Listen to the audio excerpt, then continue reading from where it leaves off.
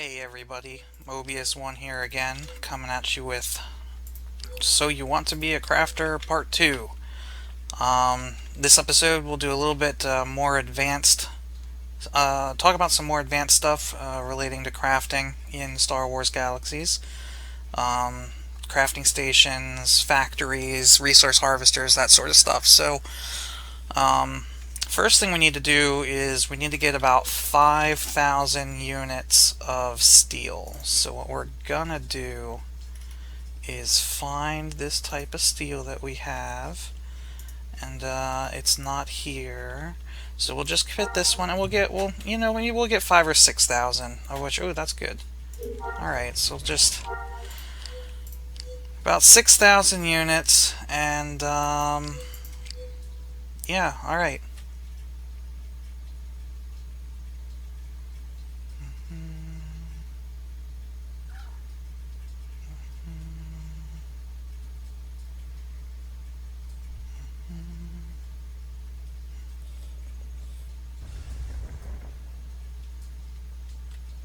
Just kidding. Don't ever do that. I mean, I guess you could, if you were really desperate, actually sit there and gather thousands of resources by sampling. I mean, that's basically how you're going to have to level up your surveying tree anyway. But yeah, don't. It's bad. There's a much faster way to do it. And in order to save some time, I actually went ahead and purchased a few things that we're going to be using.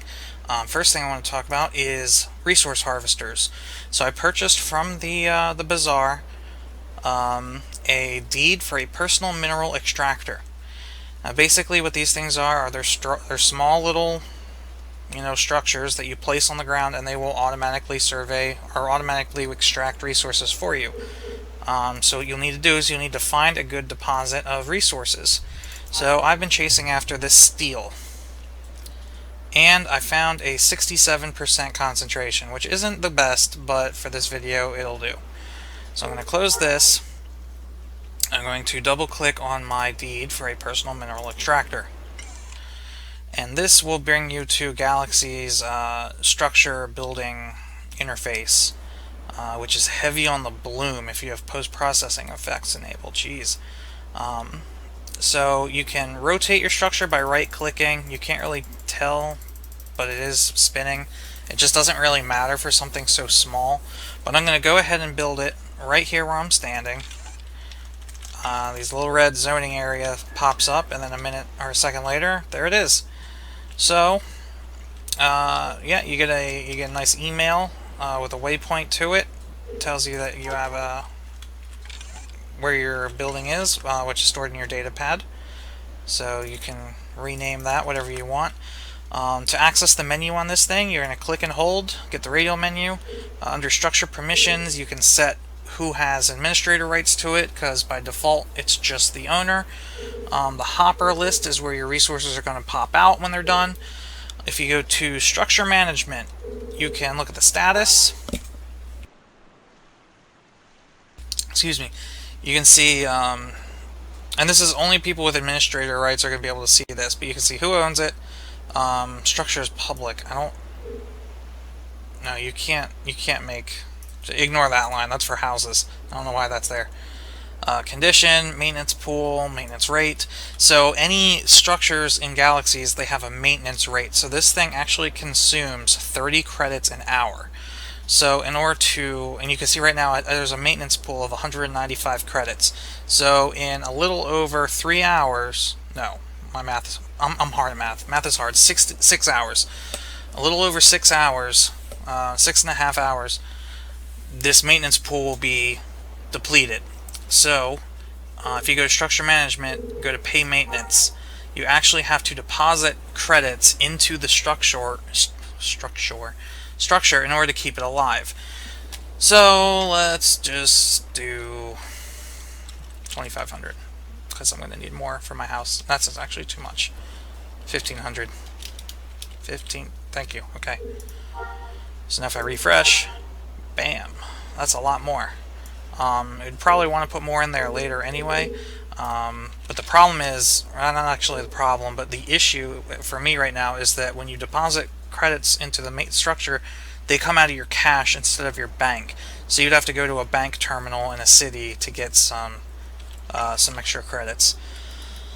Alright, power reserves and power consumption. So another thing that resource harvesters have to do that houses don't is they consume power. And I purchased some radioactive energy on the bazaar earlier, which if you just go to resource container, there's a few different types of energy that you can use. They all work pretty much the same. So to fix that, structure management, deposit power. I'm actually just going to dump 1,000 in. So there we go, refresh. Now it's got 1,001 units of power. So this thing's pretty much primed and ready to go. Also under structure management, you can set the name. So I can type in Mobius's personal mineral extractor, PME. Okay, so now it actually says Mobius's PME. But most importantly is operate machinery. So we come to this. First thing you need to do, change resource. You get a list of every resource on the planet. You can actually see the efficiency on the right, which is just the concentration. Oh, there we go. I panicked for a second. I was like, where'd that steel go? So there's the steel, 67%, just like the resource survey tool said. So I'm going to double click that. It sets it in there. You get this little bar here showing you the efficiency. And you're going to click turn on harvester. Bam. You get a nice little animation letting you know it's running. You can see the harvester itself is actually pumping the resources out of the ground. And gives you a rate, 3.16 kilograms an hour. Shows you it's at 100% integrity. And this would be how much or how full it is, because these things actually have a capacity, like a max capacity. So if I go to my hopper list, nothing in here yet. But once this thing pulls a resource out of the ground, this is where it'll be. Just waiting for 1 unit. I don't know if I have to refresh that or not. The thing about the personal extractors are they're very small, so you can build them in very tight places, like on hills and stuff. But their extraction rates are slower than the much larger resource extractors. So there's different sizes you can get. Most extractors have 3 different variations. I know, like the chemical ones, the mineral ones. You get a few other choices. Moisture evaporators, I think, have 2. But the larger you go, the more resources you'll be able to pull out of the ground more quickly, but the fewer places you'll be able to build them because of terrain. So this might take a second or 2. I just want 1 unit. But alright, we'll move on, and we'll come back to this later. So next thing I want to show you is crafting stations. So you'll notice I'm a master doctor on Mobius, so if I go to draft schematics, there is a ton of medicine that I can craft, like literally. So let me say let me just click on something. Alright, so this stun stim pack requires a specialized crafting tool, which is the food and chemical crafting tool would fall under that category. But some things, like this wound med pack, require a specialized crafting tool and crafting station. What is that? You might have seen a few of these in cities as you've been driving around. This is a food and chemical crafting station. However, this is a private food and chemical crafting station, which I purchased from Object Creator ADR at this mall north of Vitide. Thank you. Some of these schematics you can craft at the public ones that are in the cities. Other ones will require you to use a private one. So in order to use a private crafting station, you need to have a house. I purchased a small Naboo house on the bazaar. Pretty cheap. So here we go, we're back into this build mode, and you can actually see that I can rotate the house now. It's kind of hard to tell what's the front, what's the back. That makes it easier. Okay, I want it facing the beach. And I want my harvester out front so I don't have to run around the house. So, good enough. And Shazam. Here's my house. I'm going to come up the stairs, go inside. So it's almost the same type of interaction. So you can set an entry list, a ban list, a vendor list if you have any vendors. Here's where you can make it private or public. Not public, let's keep it private, so none of you watchers can get in. Declare residence, so you can have multiple houses, but you need to declare, or you don't need to, but you can only declare residency at one. So now this is like my main home, and that comes into play whenever you're using player cities. So you can only vote for mayor in the city that you have declared residence in. What's the maintenance pull on this thing? 0, 16 an hour. It's actually less than the resource harvester. So we'll put some more in here, and we'll put more on the resource harvester. Put in 5,000. That should be good on that. Okay. Yes, perfect. You don't want to do delete all items like ever. That's bad. Let's say I want. Actually, we'll go over that at the end. All right. So I'm gonna come in here now. See, it's kind of dark in these houses unless you buy like light fixtures and stuff. But I'm going to right-click on the food and chemical crafting station. I'm going to drop. That places it. It's like clipped through the wall. This can get tedious. Now you can like click and highlight on here and then go to move or go to rotate, like if I want to try and rotate that to fit. If you're not a good typer, that's not a bad idea. Move forward. So the movement is actually relative to your character. So if I go move forward, it's going to move it in the direction that I'm facing. But you see how small of like an increment that is? Let's say I want to move it back really far. You just click on it, make sure you have it targeted. You can actually type move forward and then a number from like 1 to 500. So move forward 100, and that'll jump it. And that's too far. Move back 50. Good, that's fine. You can do that with all of them. So you can do rotate, /rotate left, rotate right, move up, move down. All those commands work. So yeah, so now that I have this built, let me show you the difference. If I come outside when I'm away from it... Oh, is it raining? No, it's just cloudy. Whoa, now it's not. Okay. If I come outside where I'm not near that crafting station, I use my crafting tool.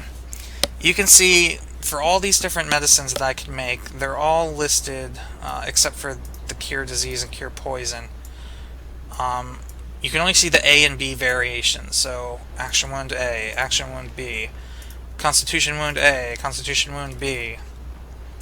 And actually there's not, you can't even see the buff packs, the enhance action, enhance health. Those packs aren't even listed. So if I go inside now, next to the station that we just happen to have, and now I use this crafting tool, look at this list. Whoa, that's a lot of medicine, right? Yeah. Look, strength wound E, all the way up to E. Here's all the enhanced packs, all the buffs. Alright, so that is why you need crafting stations. They unlock more schematics for you once you've learned them. There's one other amazingly important feature for crafting stations, and the public ones work with this as well, but again, if you can afford it, I recommend getting a private one, and that is experimentation. So let's pick something. Let's just do a basic stim pack. So let's say I want to make a small stim pack C. Alright, because I believe I have everything I need to make this. Yeah, organic, chemicals. Alright, I need a liquid suspension, chemical release duration mechanism, and a biological effect controller, which I believe I have some of these already. My liquid suspensions.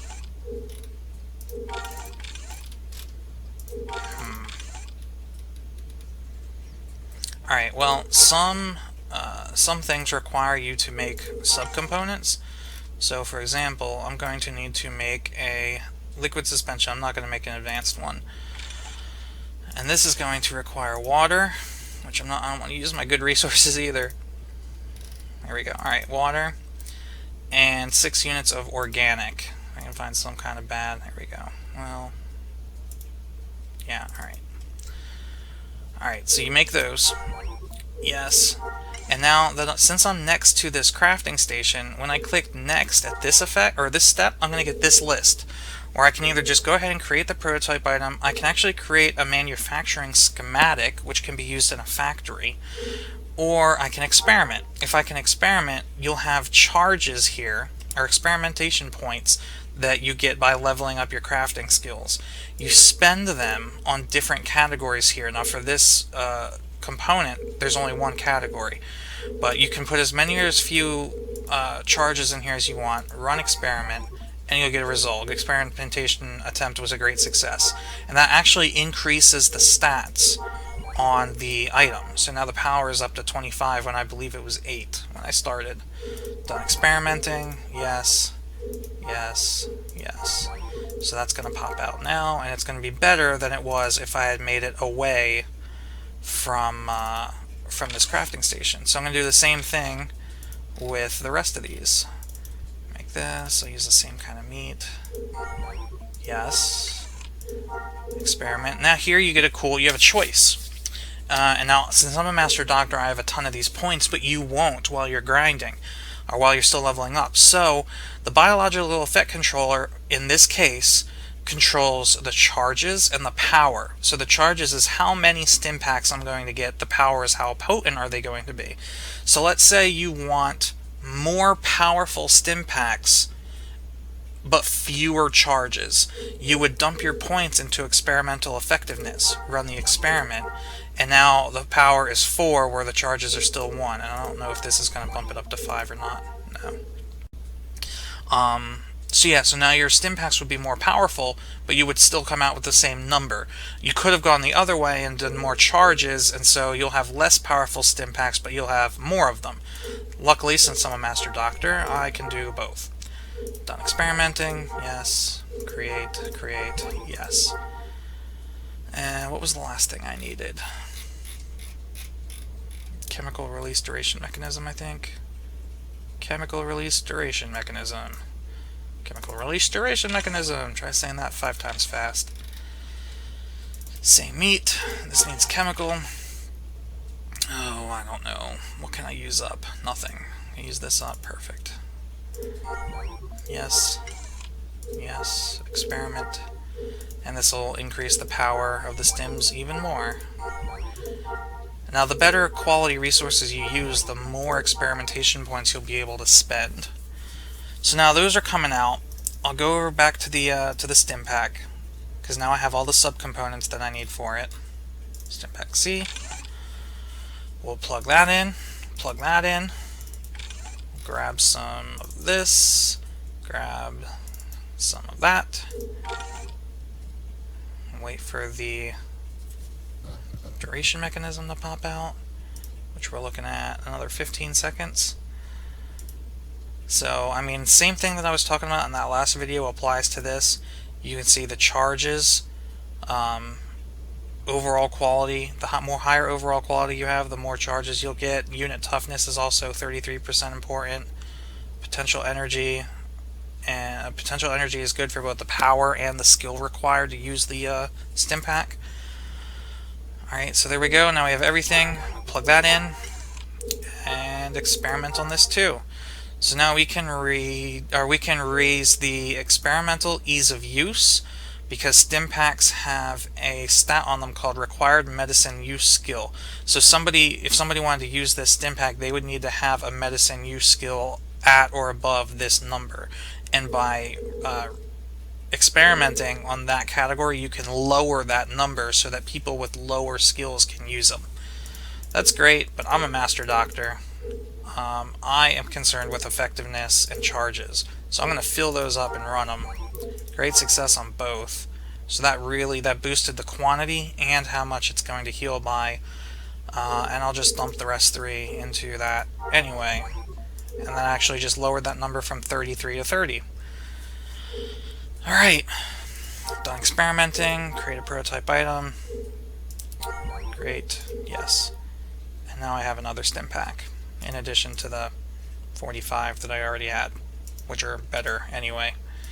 But I mean, that's experimenting. That's what this is good for. The higher up your crafting trees you go, the better experimentation that you'll get. So you'll get more charges to use.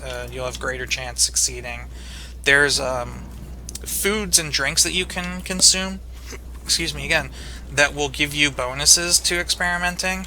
I think like Bespin Port, I believe, is a drink that you can use. I don't have any with me. But look into that. Let's see how our harvester is doing. Nothing. What the heck? Permission list. What did I do wrong? Does it really take that long to get one unit? Oh, wait. Huh. Okay, that makes more sense. That was my mistake. Somebody who knows this stuff better than I do is probably freaking out at me earlier in the video. This hopper here is your input hopper, which you're not going to have an input on extractors. That's going to be something for factories. In order to access the resources you're pulling out of the ground, you access them from here. Okay, I apologize. You can stop yelling at me now, crafters. I figured it out.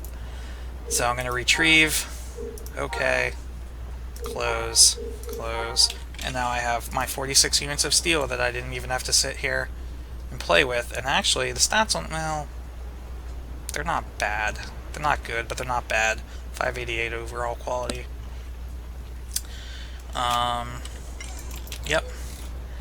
So, actually, the more difficult planets you go to, the better the resources should be. So if you were to go to like Dathomir or Yavin or Endor, and place some extractors there, those resources should have better stats. Whew. I wanted to talk about factories also, but I don't have a factory deed on me. I don't really feel like going all the way back to Theed just to get one. But basically, some items that you have to create will require multiple items from a factory crate. So if I come back to this and I use this up, let me look at like my buff packs. So the really high level buff packs. If you look at this, requires 3 identical biological effect controller from a factory crate. The only way you're going to get those, other than buying them from somebody else who already made them, when I was doing the let's say I'm making a biological effect controller, and we're using that and using that, and you make it, yes, yes, experiment, fill it up, yes, okay, done, yes, right here. So instead of making the item itself, you can make a manufacturing schematic. If I do this, you can set how many you can do. I don't believe there's any reason to do less than the full create. Actually, there is, but forget it. It's how long the factory is going to run the schematic for. So we let that go. Oh, actually, no, we don't even have to let it go, because it puts it right into your data pad. Right?